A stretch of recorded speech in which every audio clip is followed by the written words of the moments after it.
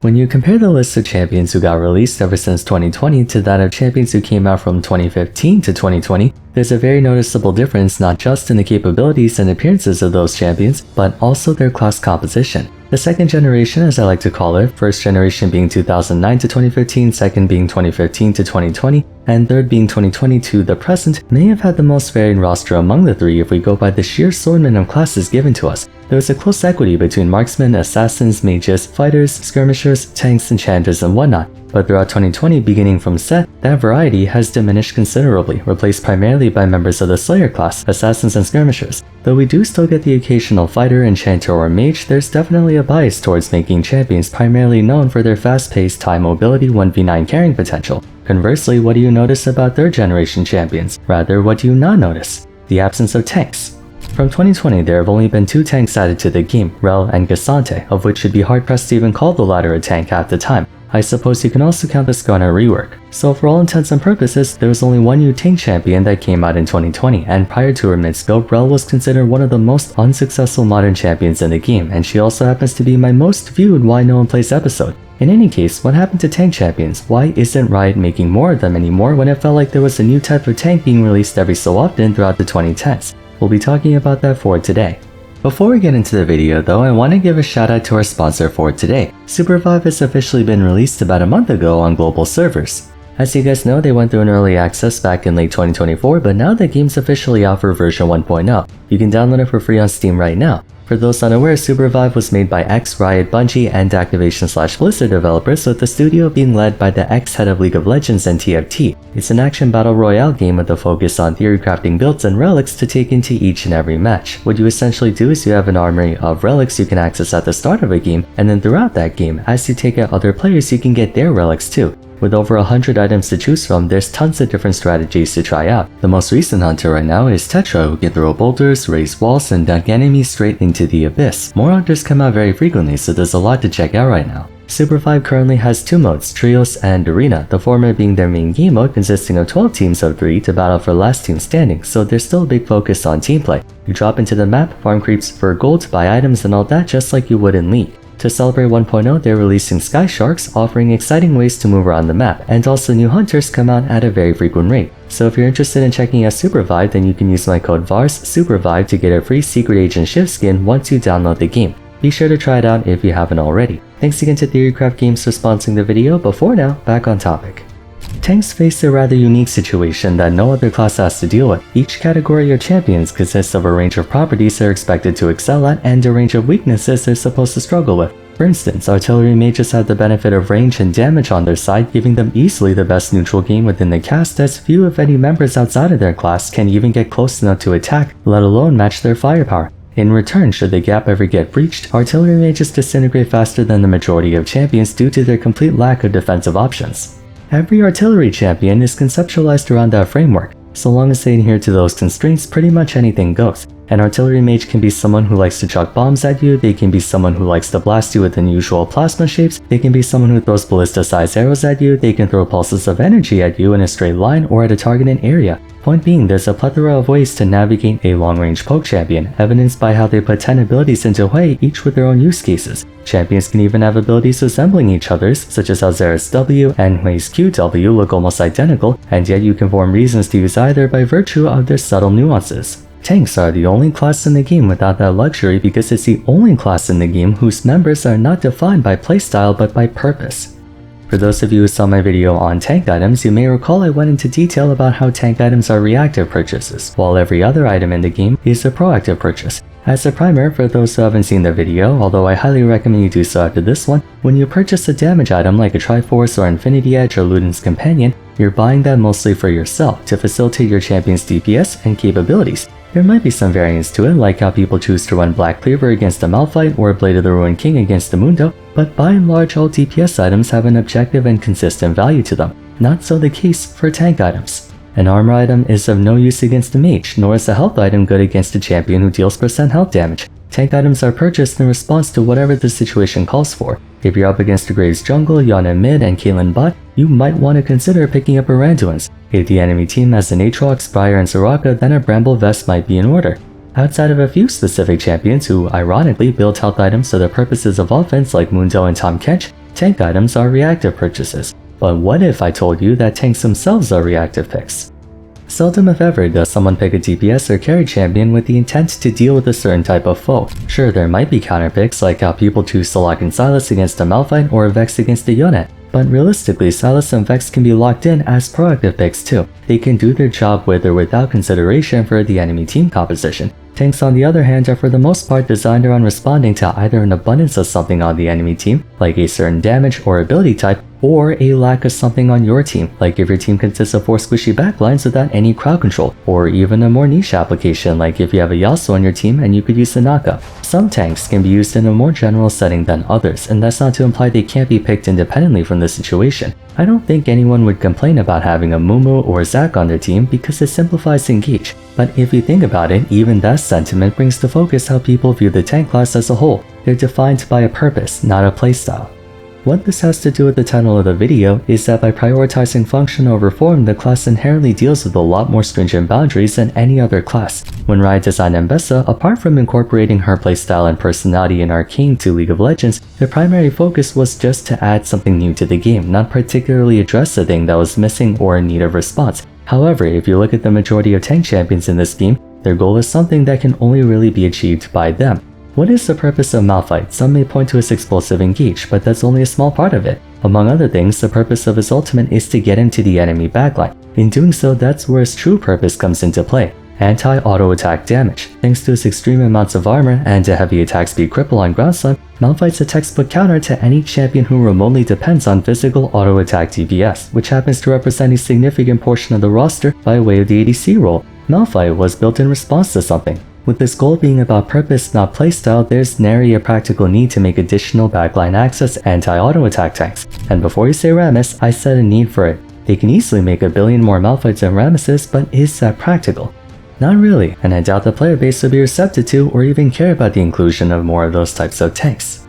Applying that thought process across both the Vanguard and Warden roster, and it begins to elucidate the overarching reason behind tanks being far less of a desired class to manufacture new champions for. It's more discernible among the Warden subclass, which is the smallest class size in the game by member count. Say you need a tank who can respond to an enemy team with a ton of projectiles, what would be your pick? Braum. Braum now checks off the box of anti-projectile tank. Say you need a tank who can jump to your aid and prevent you from getting one-shotted, what would be your pick? Shen. Shen now checks off the box of burst protection tank. Say you need a tank who excels at disrupting enemy engages and shuts down high mobility team comps. What would be your pick? Poppy. Poppy now checks off the box of anti-mobility tank. Once you check off a box, it's hard to find a reason to check it off again because you'd be reinventing the wheel at that point. At best, you can make 2 or 3 of a certain role. An argument can be made that Shen, Galio, and Tahm Kench are all anti-burst champions by way of their respective ultimates, each containing some semblance of damage mitigation, but each of them also have an ancillary role, Galio being an anti-magic tank for example.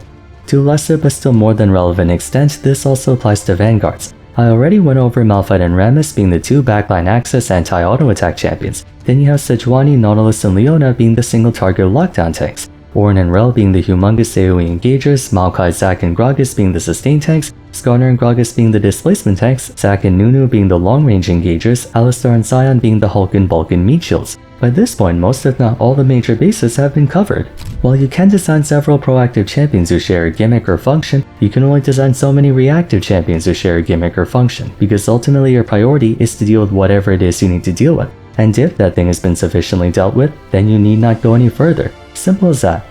In essence, League is approaching that supposed practical limit. Once again, they can produce more tanks, but the value proposition they offer is comparatively lower than champions of other classes, or in other words, there's no demand for them. Which brings us to the other key reason behind Riot discontinuing to make them: lack of demand. Prevailing wisdom isn't all that enthusiastic about playing tanks for multiple reasons, chief among them being their frankly one-dimensional playstyle. Mind you, some tanks can be enjoyable to play from time to time. I'm not against the occasional Malphite, Ornn, or Sion game, but I'd be lying if I said I want to play them for more than a couple of games, and I'd imagine most people share that sentiment. Ornn is one of the more engaging tanks to play, but even he can get a bit monotonous unless of course the name is Macro. The overwhelming majority of League's player base only plays tank champions when necessary, such as if they're autofilled or if the opportunity is too juicy to not do it, like a full enemy team against a Malphite. Naturally, that means you won't get that many eager customers for skins or even the champion itself whenever you choose to release a new tank. They might get a small surge in popularity from the novelty of a new release. Beyond that, however, unless the tank in question is egregiously overtuned, there's a reason the most popular top and jungle picks basically never include tanks. For one, they're reactive picks. You probably won't be too comfortable blind picking them, especially with how vulnerable they are in the early game, and how being reactive picks, they themselves can also get destroyed by reactive picks. And then you have to add on the fact that tanks can only do so much as far as playstyle variety and playmaking potential is concerned, making it even harder for them to be popular.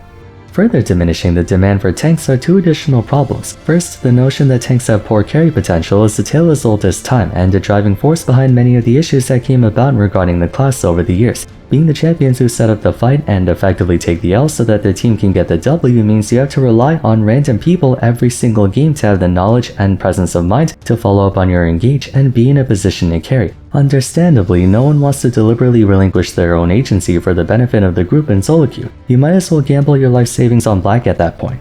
Second, for the most part, the job of a tank champion can be feasibly met by members of other classes. If you're looking for someone bulky to frontline, though it's not quite as effective as a full-on tank, both subcategories of the fighter archetype are more than capable of taking a beating before going down. As well, if you're looking for engage, divers are every bit as equal to vanguards, not necessarily in terms of engage power, but certainly distance and speed. Jarvan, Hecarim, Vi, Diana, Wukong, people are just as scared of them going on the enemy team as there are Malphite or Nautilus. Crowd control wise, tanks might be a concentrated source of it, but a team can easily have multiple forms of hard CC spread amongst the 5 members. Tanks consolidate durability, engage, and lockdown in one convenient little package, but if push comes to shove, you can delegate and divvy up those jobs across the other classes and form a team that way, making tanks ultimately a convenience, not a necessity.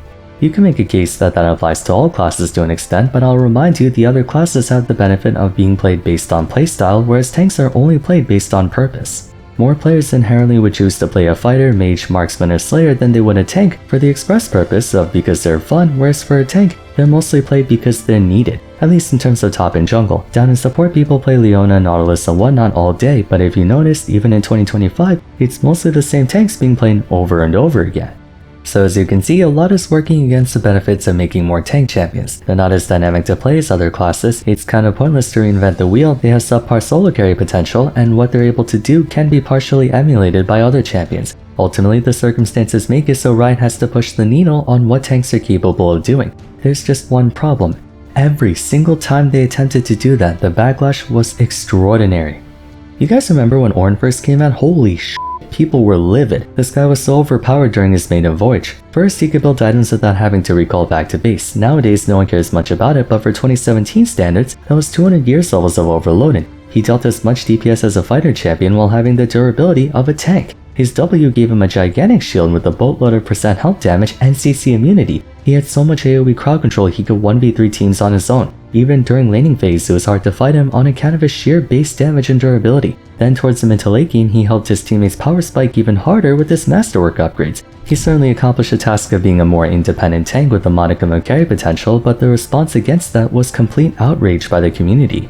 Before him, we had Tahm Kench, one of the most hated champions during the first couple years of his tenure for being able to stat check everyone with a 30% max health damage W. They tried to make him a tank who could solo lane and support his teammates, with the end result being one of the most notorious cheese picks in the history of League. Neither of those even came remotely close to Cassante though. Despite getting reworked a bunch of times and completely gutted, people still hate this guy for the legacy he carried over the past almost 3 years. He was designed to be a warden who can temporarily stance change into an attacker. A pretty conventional trope you see in video games, but in League, such a combination should never have been implemented in the first place. It's no surprise why the champion design team doesn't want to make new tanks anymore. Every single time they did, people did not take it very well. Now, does that have to do with them just being bad at designing modern tanks, or is it because of us? Hard to say. All in all, that's why tanks are not being made anymore, although it's not really a bad thing. I think the roster we have for now is pretty good as it is, but it does touch on a deeper point of discussion on whether League might just be suffering from champion oversaturation, which might explain why they don't release champions at the same frequency they used to. That said, do you guys think it's possible for them to release a modern tank champion that doesn't make you want to explode at the sight of them? You're welcome to share your ideas in the comments down below. For now though, if you enjoyed the video, a like and subscribe would be much appreciated. Don't forget to follow me on Twitter @Vars, join my Discord server, and check out my other discussion videos if you haven't yet. But till next time, thanks so much for watching, and I look forward to seeing you again soon. Take care.